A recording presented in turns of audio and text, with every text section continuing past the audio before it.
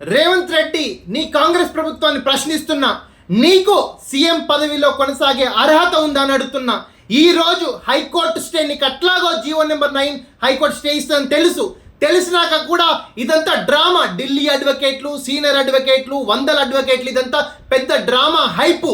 Telangana BC ప్రజానికానికి మనవి చేస్తున్నాను, justice for south India movement తరపున డెఫినెట్లీ మీరు రాష్ట్రంలో, జిల్లాల్లో, ప్రతి మండలంలో, ప్రతి రెవెన్యూ వార్డులో ప్లస్ ప్రతి సర్పంచ్లలో కూడా ఈరోజు రాష్ట్ర యొక్క పరిపాలనను ఎక్కడికక్కడ స్తంభించవలసిందిగా కోరుతున్నాను. అదర్వైజ్ ఈ బీసీ ఉద్యమం, ఈరోజు స్టార్ట్ అయ్యే బీసీ ఉద్యమం 9 అక్టోబర్ 2025 బీసీ ఉద్యమం స్టార్ట్ అయిపోతుంది. అది రేవంత్ రెడ్డిని సీఎం కుర్చీ నుంచి దింపేంత వరకు, ఒక బీసీ ముఖ్యమంత్రి అయ్యేంత వరకు కూడా ఈ ఉద్యమం కొనసాగుతుంది. డెఫినెట్గా జస్టిస్ ఫర్ సౌత్ ఇండియా తరపున మీకు పిలుపునిస్తున్నాను, ఉద్యమం తీవ్రతరం చేయండి. అందరూ బీసీ నాయకులు ఏకం కండి. Thank you.